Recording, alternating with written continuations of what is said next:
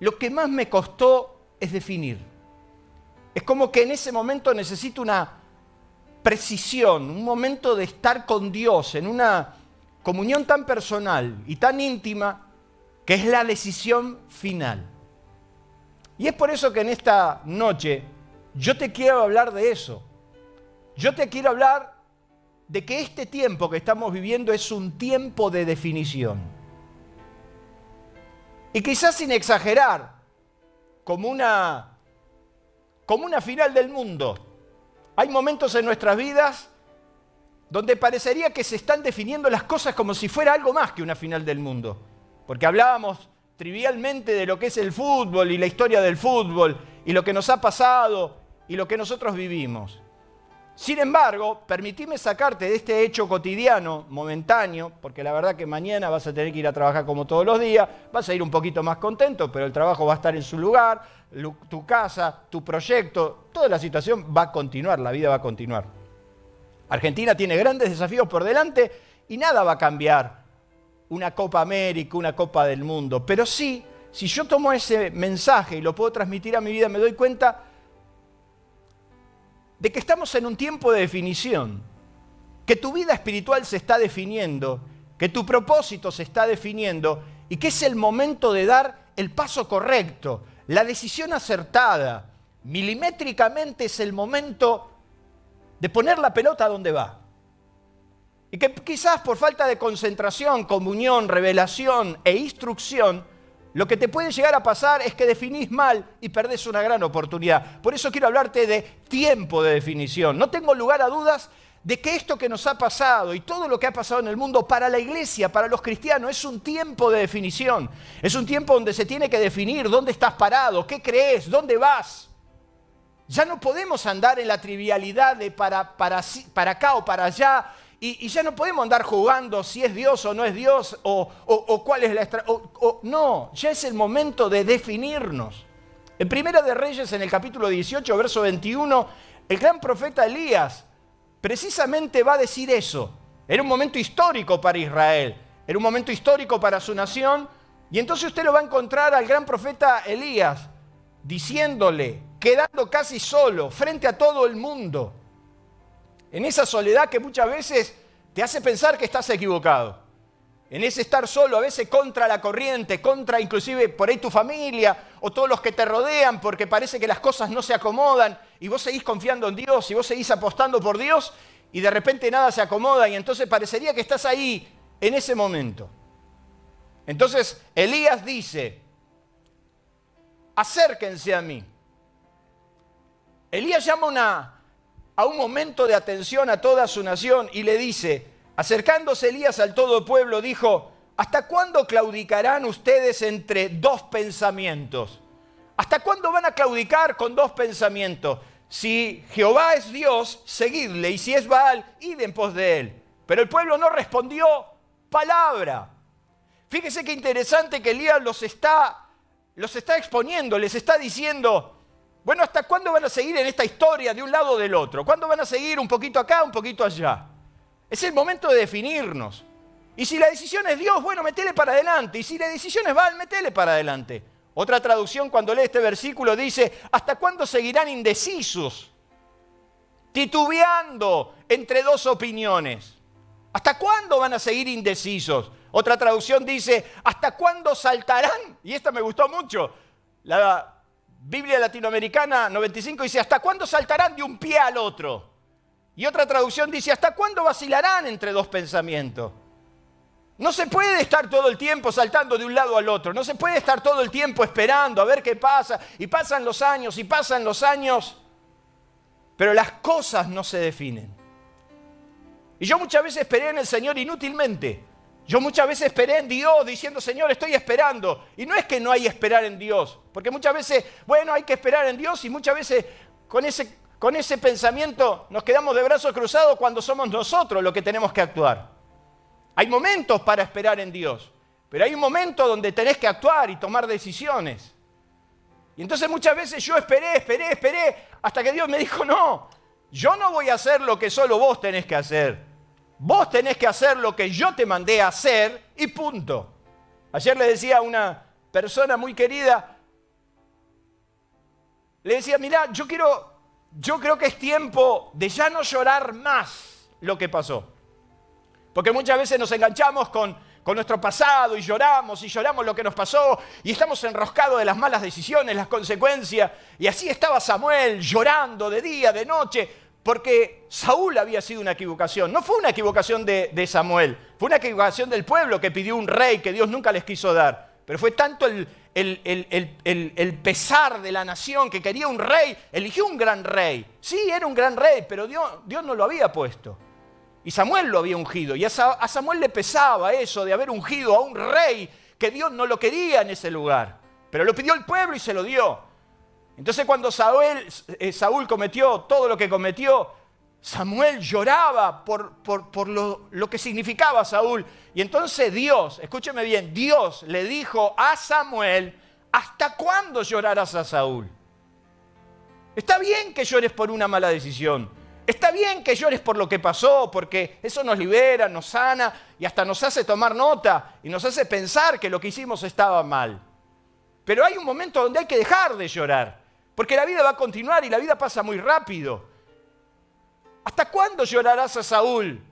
Si yo ya lo deseché, llena tu cuerno. ¿Qué le está diciendo? Llena tu cuerno de aceite. Vení conmigo, estate conmigo. Llénate de mí, Samuel. Y ve y unge de los hijos de Isaí, porque ahí me he provisto rey. Es el momento de llenar nuestro cuerno de aceite del Espíritu Santo, para tomar la decisión correcta y definir nuestro destino. Es Elías que le dice, no se puede estar todo el tiempo entre dos pensamientos, no se puede estar todo el tiempo saltando de un lado al otro. Tarde o temprano, mire lo que dice ahí, tarde o temprano las cosas se ponen en su verdadero lugar. El tiempo, como el mejor de los aliados, hace que todo se defina, aún precipitadamente, pero sin dudar todo nos va llevando a definirnos y a tomar la decisión que tanto hemos demorado. Dígame si usted no se siente identificado con eso. Dígame si no se siente identificado, porque tarde o temprano las cosas se ponen en su lugar. Y eso que demoraste, y eso que no quisiste, porque no quisiste o enojar a alguien o no quisiste tomar una decisión tan abrupta, tarde o temprano, en el tiempo que va pasando lo va definiendo. Y tarde o temprano, lo que quizás no pudiste decir por las buenas, los terminás diciendo en otros términos. Pero tarde o temprano las cosas caen por su propio peso. Hace 20 años atrás, un grupo de 8 muchachos llorando en una reunión, decepcionado por todo lo que nos estaba pasando, nos dimos cuenta que nuestros hijos, estoy hablando hace más de 20 años, nuestros hijos no tenían futuro, porque esa iglesia que tanto amábamos y anhelábamos no existía, porque lo que Dios había puesto en el corazón de nuestras vidas era un llamado profundo a hacer una obra distinta. Y en esas noches de tristeza y de dolor, tomamos la decisión con valentía, con coraje, de fundar Aliento de Vida, con 8 amigos. Y hoy, cuando veo las nuevas generaciones y cuando veo a nuestros hijos enrolados en este sueño maravilloso llamado Aliento de Vida, cuando yo veo las nuevas generaciones y tantas personas que conocieron un evangelio distinto, diferente, profundo, real, convincente, y no porque nosotros seamos dueños de la verdad, porque no somos mejores que nadie, pero quizás distintos. Tarde o temprano el tiempo las cosas las puso en su lugar. El tiempo nos va llevando a eso. ¿Hasta cuándo ustedes claudicarán entre dos pensamientos? Nos cansamos diciendo, de María, era por abajo, era por arriba, era a la izquierda, a la derecha. Ni hablar del otro ese que le erró, que en vez de tirarla por abajo, la tiró por arriba, no sé cómo fue, era por arriba, la tiró por abajo. Bueno, no viene al caso. Pero ya pasó. Y esta era la oportunidad, y era definir. Entonces lo que nos está pasando en nuestra vida espiritual es lo mismo. Dios nos ha dado un montón de oportunidades, es tiempo de definición. Y cuando hablamos de definir o de definición, hablamos de decisión o determinación de una duda. Pleito o contienda por autoridad legítima. Es la definición. No podemos estar en esa duda y constantemente, y sí será, no será, voy para allá, no voy para allá, me la juego por Dios o no me la juego por Dios. Bueno, pero hay que ver si esto es así o no lo es. Es el momento. Yo creo que este tiempo Dios está sacudiendo la iglesia para que quede lo auténtico. Y a pesar de que Elías quedó solo, Dios le dijo, tengo 7.000 guardados. Es el tiempo del reducto, es el tiempo de ese lugar, de esas personas que han sido preparadas para esta última etapa de la iglesia.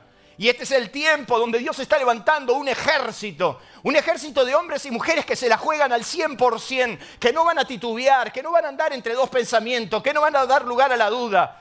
Es el momento de los hombres y las mujeres que con convicción plena, como las que tenemos aquí en Aliento de Vida, vamos a ir para adelante a dar la gran conquista que Dios tiene para nosotros. Es el tiempo. Mire lo que dice ahí. Definición es fijar con claridad, exactitud y precisión la significación de una palabra o la naturaleza de una persona o de una cosa. O sea, la exactitud es lo exacto. No es blanco-negro, gris, es blanco-negro, es la definición exacta de lo que nos está pasando. Definir también dicen los diccionarios que es decidir, determinar, resolver algo dudoso y por otro lado es concluir una obra trabajando con perfección todas sus partes. ¿Concluiremos la obra que Dios nos mandó a hacer? ¿Concluiremos con la obra que Jesús le dejó a los discípulos? Ese es el desafío grande que tenemos como iglesia, de llenar este mundo con la gloria de Dios. La falta de definición, quiero que preste atención, la falta de definición en nuestras vidas nos pone en la peor de las posiciones, ya que empezamos a transitar no solo el triste camino de la incertidumbre, sino algo mucho peor que eso. Y es, ¿qué dice ahí? El doble ánimo y los dos pensamientos. O sea, cuando no nos definimos, estamos todo el tiempo, ¿será o no será? ¿Me amará o no me amará? Aunque usted no lo crea, mi esposa tuvo un tiempo de indefinición. Y yo que tenía todas las mujeres muertas conmigo, Ceci no se definía. ¿Será o no será? ¿Lo amaré? No. ¿Es la persona? No. Y vio que hay gente que se la pasa la vida pensando, ¿será o no será la voluntad de Dios? ¿Será o no será? Hay gente que se la pasa 30 años pensando si es la voluntad de Dios no ir a trabajar. No, tenés que ir a trabajar. ¿Será, no será? Ese doble ánimo, ese doble pensamiento. ¿Lo hará Dios? ¿No lo hará? ¿Me sacará? ¿No me sacará? Hay un momento en tu vida donde tenés que definir y decir, yo creo que Dios me va a sacar. Y como yo creo que Dios me va a sacar, no doy lugar a la duda. No puedo transitar ese doble camino o ese doble ánimo, porque Santiago dice que cuando nos falta algo, pidamos con fe, no dudando nada, porque el que dude es semejante a la ola del mar, que arrastrada por el viento y echada de una parte a otra. No piense pues quien tal haga que recibirá alguna cosa del Señor. El hombre de doble ánimo es inconstante en todos sus caminos. O sea que la falta de definición nos lleva al peor de los mundos. Nos lleva a una mente dividida, a un doble pensamiento, a un doble entendimiento. ¿Será que Dios nos va a sacar? ¿Será que Dios no? ¿Será que Dios me quiere en Argentina o me quiere en Estados Unidos? ¿Será que Dios tiene este ministerio para mí o tiene el otro? ¿Será que esta es la iglesia o es la otra? Y así nos pasamos la vida. Entonces, si este es tu lugar, es una definición y punto. Si es allá, es allá. Si es acá, si es con Dios, punto. Por eso que cuando entendí que Dios me podía levantar de la más triste de todas las miserias, no le di lugar nunca más a la duda. Dije, el Señor nos va a levantar y el Señor nos levantó. No pida dudando nada, porque el que pide y duda es semejante a la ola del mar, que va, viene.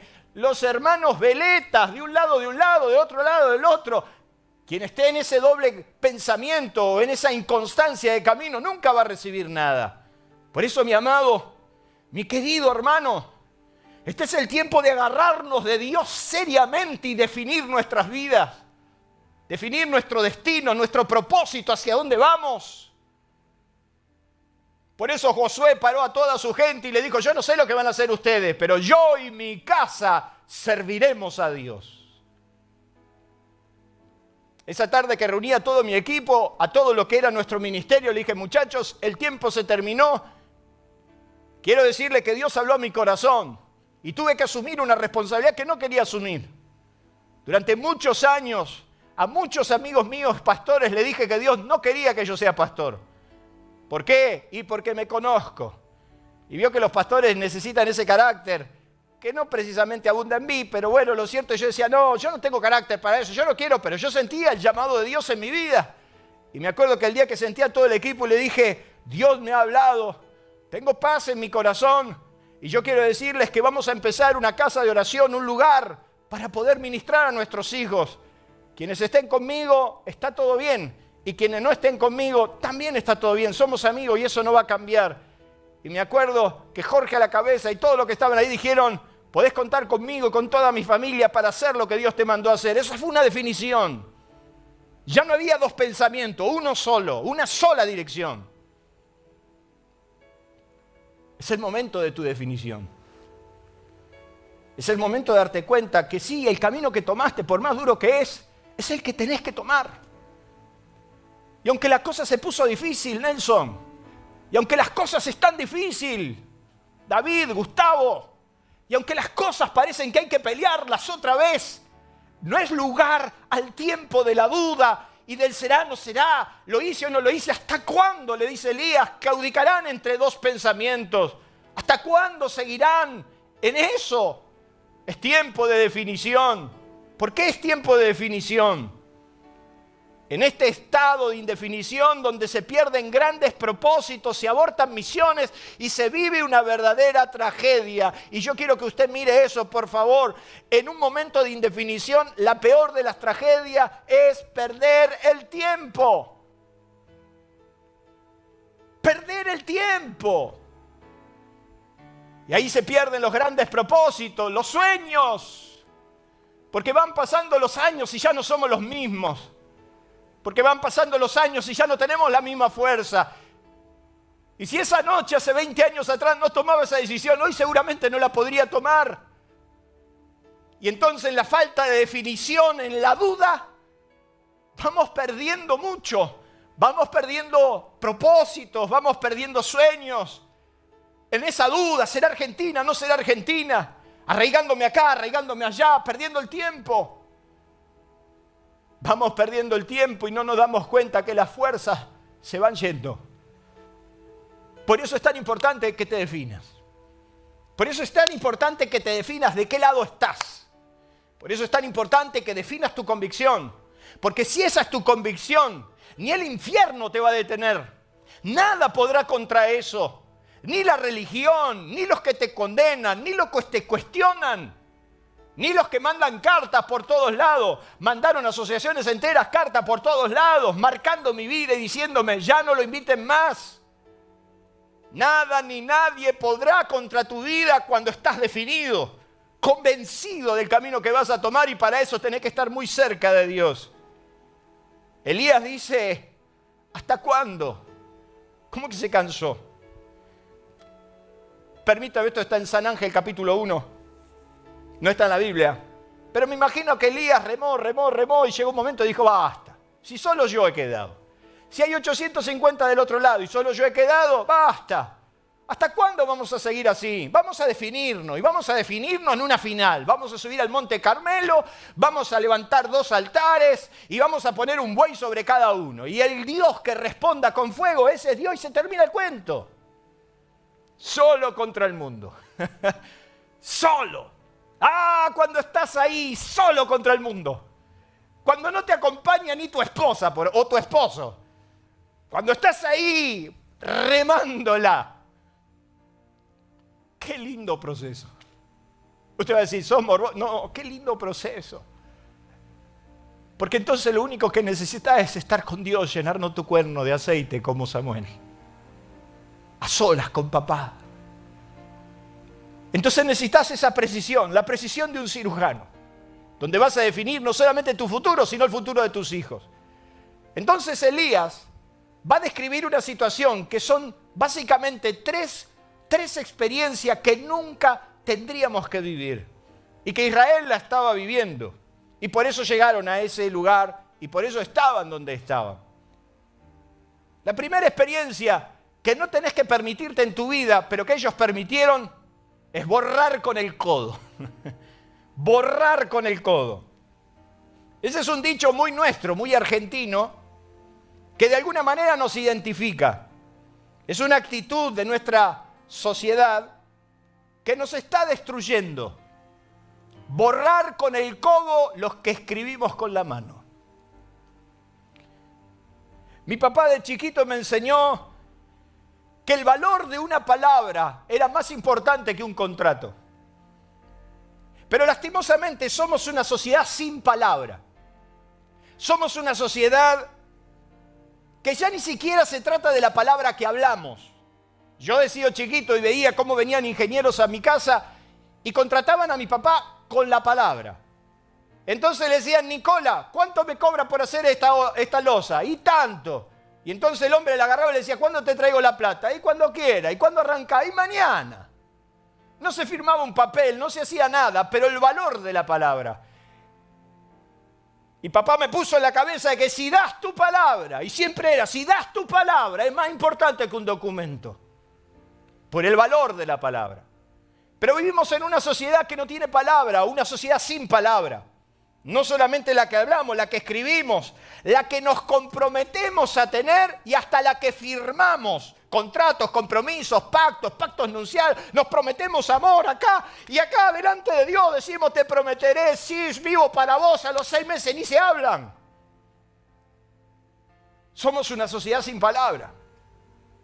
Y la tragedia que vive Argentina, pero la tragedia que vive el mundo es que no hay palabra.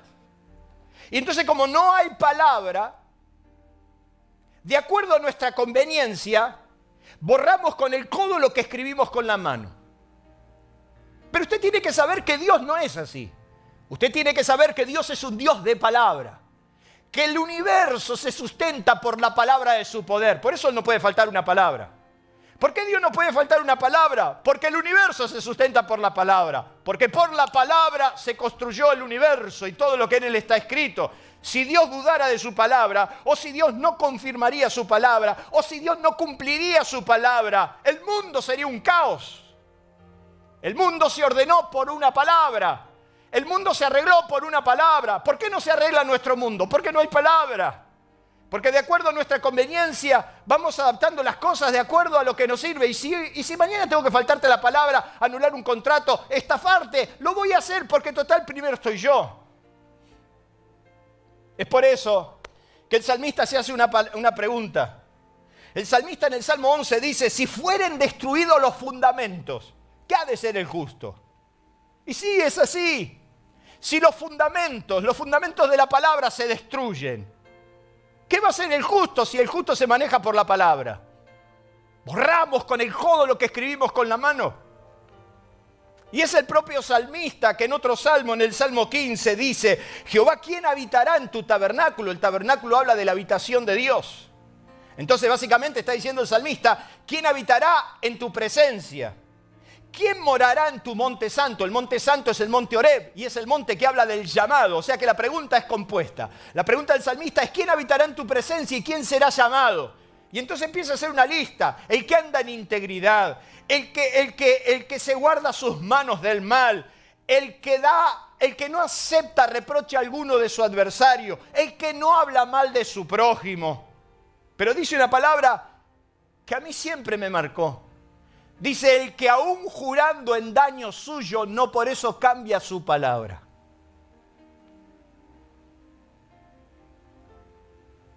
Para Dios es sumamente importante cuando vos mantenés tu palabra. Porque entonces sos de fiar. Y entonces es Elías, en el capítulo 19, que enojado, triste, deseando la muerte, le dice a Dios, porque los hijos de Israel han abandonado, han dejado su pacto. Lo primero que dice Elías es que los hijos de Israel han dejado el pacto que hicieron. Han borrado con el codo lo que escribieron con la mano porque muchas veces se comprometieron ante Dios y dijeron, Dios, puedes contar conmigo. Y muchas veces dijeron, Señor, te vamos a seguir y vamos a ser fieles. Pero después cuando pintaron las moabitas lo abandonaron. Después cuando pintó el becerro de oro lo abandonaron. No habían pasado 40 días que Dios los había sacado de la esclavitud, 40 días de salir de Egipto, 40 días de ver el milagro, 40 días de salir de la esclavitud, 40 días de mano poderosa. Moisés estaba en el monte recibiendo las tablas e Israel al pie pidiendo otro Dios.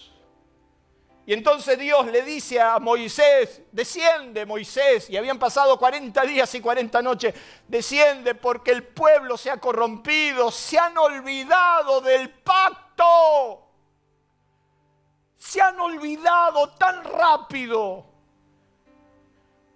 Y dice la Biblia que cuando Moisés desciende al pie y ve el becerro de oro, que la gente había construido y había dicho: Israel, estos son los dioses que te sacaron de Egipto, un becerro se lo sacó Dios. Entonces dice que Moisés rompió las tablas del pacto a vista de todo Israel, diciendo: ustedes rompieron el pacto, han borrado con el codo lo que escribieron con la mano, ustedes prometieron seguir a Dios, ustedes prometieron estar con Él, ustedes dijeron Jehová es Dios y ahora van detrás de un becerro. Si hemos prometido a Dios en esa pileta de bautismo, si hemos prometido a Dios en un altar nuestras vidas, yo no me puedo olvidar que a los 14 años en un altar como esta le dije: Señor, yo te doy el 100% de mi vida. Pero borramos con el codo lo que escribimos con la mano, entonces no sos de fiar. Le dijiste a Dios que podés contar con Él. Le dijiste a Dios: contá conmigo, Señor. Le dijiste a Dios cuando estabas en pobreza: si me bendeciste voy a dar todo, y ahí te andás escondiendo. Borraste con el codo lo que escribiste con la mano. Y entonces estás en ese pensamiento: ser o no ser, estar o no estar. Es Josué, que cuando termina su tarea, su increíble y titánica tarea de conquistar la tierra, dice que él se paró ante todo el pueblo y dijo: ¿qué quieren hacer de sus vidas? ¿Quieren seguir a los falsos dioses o quieren seguir a Dios?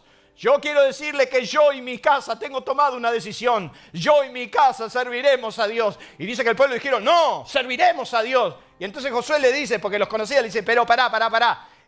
¿Ustedes saben a lo que se están comprometiendo? Sí, nosotros serviremos y seremos fieles a Dios, pero pará. Es verdad, ustedes entienden lo que están así, Señor, nosotros serviremos a Dios. Y entonces Josué agarró y dijo: esperen un momento. Fue y agarró una piedra enorme, la puso y dijo: esta piedra va a ser de testigo que ustedes prometieron solemnemente seguir los pactos de Dios. Los pactos no se rompen, amigo. Y Dios tomó muy en serio tus palabras en un altar. Dios tomó muy en serio tus palabras frente a una terapia intensiva cuando le dijiste: Señor, si vos me sanás, yo te prometo la vida. Dios tomó muy en serio esas palabras de desesperación cuando le prometiste, le dijiste a Dios, tomó muy en serio y las anotó, porque Él es de palabra, Él es de pacto y los pactos no se rompen.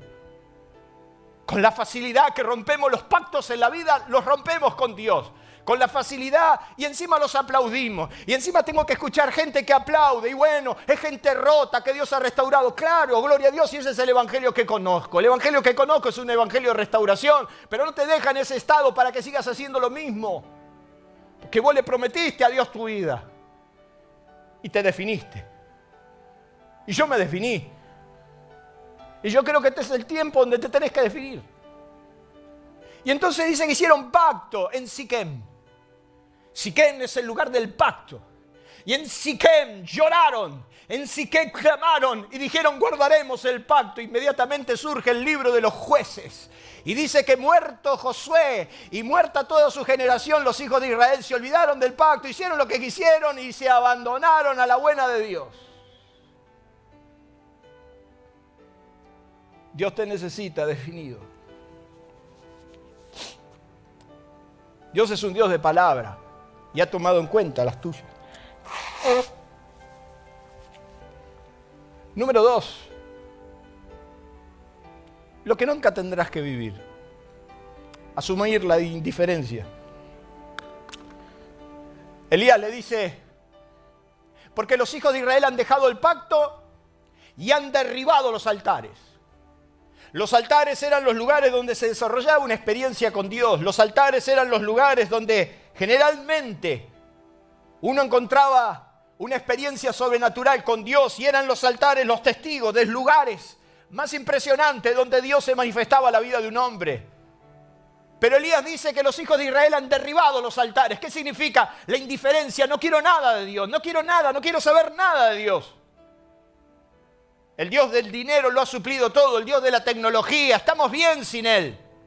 Entonces me decía un pastor hace un tiempito atrás, cuando estábamos en Estados Unidos, él me dice que vive en uno de los barrios cerrados más importantes de Buenos Aires y me dice, vos sabés que yo quise levantar una obra, quise levantar una iglesia, pero claro, los domingos, ¿quién va a venir? Si están todos jugando al golf, todos en el club de campo, todos están allá.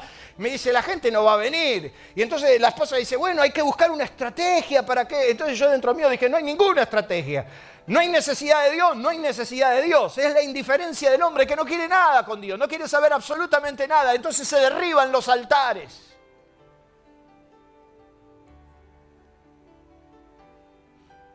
Ellos derribaron los altares porque no quisieron más tener una relación con ese Dios. Es Abraham que después de recibir la tierra y después que Dios le muestra la tierra que le va a dar, levanta un altar de agradecimiento a Dios en el encimá de Manré, en Hebrón. Porque ahí recibió la tierra y levantó un altar. Es Jacob que huyendo de su casa, Dios le mostró en Betel su propósito y le mostró lo que iba a hacer con su vida y cómo le iba a entregar la tierra y cómo lo iba a hacer grande y cómo iba a ser una gran nación y cómo Dios lo iba a prosperar y lo iba a bendecir. Dice que Jacob se despertó y dijo, no sabía que esto era casa de Dios y puerta del cielo. Y tomó la piedra que él le había apoyado su cabeza y derramó aceite y levantó un altar a Dios diciendo, Dios, si me acompañaras en el viaje y si tu mano estaría sobre mí y si me bendecís como me dijiste que me vas a bendecir, el diezmo te lo voy a entregar y te voy a dar mi vida por completo. Es tiempo de levantar los altares en casa. Es tiempo de levantar los altares porque ellos hablan de nuestra relación con Dios. La Biblia nos enseña que Elías, cuando llegó el momento de la gran decisión, dijo, yo necesito ver fuego del cielo. Yo necesito que Dios haga algo. Y por ahí vos necesitas en tu vida que Dios haga algo. Vos por ahí pensás y necesitas que Dios haga algo. Elías también. Elías necesitaba que Dios haga algo. Y entonces dice la Biblia que llamó a todo el pueblo y dijo, acérquense a mí. Y lo primero que hizo Elías, arregló el altar de Jehová que estaba destruido. Elías sabía que nunca iba a haber fuego de Dios sobre un altar desordenado. Elías sabía que no iba a caer fuego genuino de Dios si en el altar debía estar totalmente edificado. Y dice que él arregló el altar que estaba destruido con 12 piedras. Las 12 piedras simbolizaban las 12 tribus. Y entonces cuando él levantó el altar de la unidad. Lo que hablábamos con Jorgito, yo ayer miraba la foto y veía a todos los argentinos abrazados y todos juntos. ¿Sabe por qué estamos como estamos? Por la enorme desigualdad, por la confrontación constante. ¿Y sabe por qué no podemos progresar, prosperar en la familia, en la iglesia, en donde fuera? Porque el altar no está arreglado. Las 12 piedras hablaban de las 12 tribus, todas juntitas. Porque es Jesús diciendo que un reino dividido no va a prosperar. Y entonces dice que cuando él arregló el altar, invocó a Dios y cayó fuego del cielo y consumió el holocausto. Nunca he dejado de ver fuego de Dios sobre un altar ordenado. Nunca he visto fuego real de Dios sobre un altar desordenado. Pero nunca he dejado de ver fuego de Dios en un altar ordenado. Es tiempo de definición. ¿Qué vas a hacer con tu altar?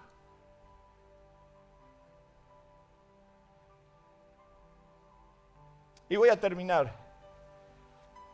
Lo tercero que ellos hicieron es silenciar a Dios. Decimos acá en Argentina, muerto el perro, se terminó la rabia. ¿Qué significa eso? Y ya que lo que Dios nos está diciendo nos incomoda un poco y no nos deja tranquilo, lo mejor que podemos hacer es silenciarlo. Elías dice, los hijos de Israel, número 1, han dejado el pacto, han borrado con el codo lo que escribieron con las manos. Número 2, derribaron los altares, indiferencia. Y número 3, han matado a los profetas. Mataron a los profetas porque los profetas se habían vuelto cargosos. Los profetas se habían vuelto molestos. Porque le empezaron a decir lo que estaba mal. Y como los profetas le empezaron a decir lo que estaba mal, entonces dijeron, mirá, la mejor solución es matarlos. Y entonces, ¿a quién se le puede ocurrir matar a los profetas? Pero ellos fueron y los mataron. Hoy no te matan con una espada, no te matan con un tiro, pero te matan con la indiferencia. ¿Y por qué? Y porque sencillamente, como ya no queremos oír lo que Dios nos quiere decir, entonces buscamos lo que queremos oír. Y como el menú es tan extenso, podemos elegir hasta el predicador. Y entonces, como ya sabemos que lo que va a decir el uno o el otro nos va a molestar un poquito, nos vamos por ese lugar donde nos gusta, que nos digan lo que queremos oír. Y lo peor que te puede pasar es que vos escuches lo que querés escuchar. Que no tenga la definición de dejar que Dios te diga lo que Él te quiere decir. Hay para todos los gustos. Hay para todas las recomendaciones. Pero ¿será eso lo que Dios quiere hacer? Dice Isaías, a los videntes ustedes dijeron, no nos hables visiones. Y a los profetas le dijeron, no nos digas tantas cosas duras. Decidnos cosas agradables a nuestros oídos. Es Jeremías que dice, los profetas de Samaria visto desatinos, eran un desastre, profetizaban en nombre de Baal, hicieron errar al pueblo. En los profetas de Jerusalén he visto torpezas, eran torpes, hasta para hablar palabra de Dios tampoco eran buenos. Sin embargo, quiero decirles que sus moradores se volvieron como los moradores de Sodoma y Gomorra porque los profetas no hicieron su trabajo, no dijeron lo que tenían que decir. Los profetas no estuvieron donde tenían que estar para escuchar la voz de Dios y decirle al pueblo lo que tenían que hacer. Es tiempo de oír la palabra de Dios. Es tiempo de que Dios nos diga lo que Él nos quiere decir. Y para eso tendremos que hacer la oración de Samuel. ¿Sabe usted cuál fue la oración de Samuel? Habla, Señor, porque tu siervo oye. Quiero escuchar lo que tenés para mí. Este no es el tiempo de silenciar a Dios. Este es el tiempo de escuchar a Dios. Este es el tiempo de definirnos. Es el tiempo de la definición. Es hora de escuchar lo que Dios tiene y quiere para nosotros y definirnos. En ese estado que Elías está diciendo, Señor, tus hijos han roto los pactos, han derribado los altares y han matado a los profetas. Dice que en ese momento Dios le dio una sola orden, porque de ese estado la recomendación de Dios es una sola. Mire lo que dice ahí, salir de ahí, salir de ese lugar, salir de ese estado y definite. Dios le dijo a Elías, sal de ese lugar y ponte delante del monte. Vuelve a tu llamado. Vuelve a ese llamado inicial. Vuelve a ese primer amor. Define tu vida. ¿Para dónde pensás ir? Y entonces yo te voy a restaurar. Mis queridos amigos y hermanos, es un tiempo que nos tenemos que definir. Y es un tiempo donde ya no hay más lugar para la duda. Nuestra economía, nuestros negocios, nuestros proyectos, nuestras familias, tiene que estar definida. Yo no sé usted qué decisión tomó. Yo he tomado una decisión hace muchos años y la sostengo. Y hasta aquí el Señor me ha demostrado que vale la pena definirme por Dios. Levantar los altares. Yo lloraba y decía, Señor, yo quiero mantener edificado mi altar. Yo quiero escuchar tu voz. Y yo quiero conservar los pactos.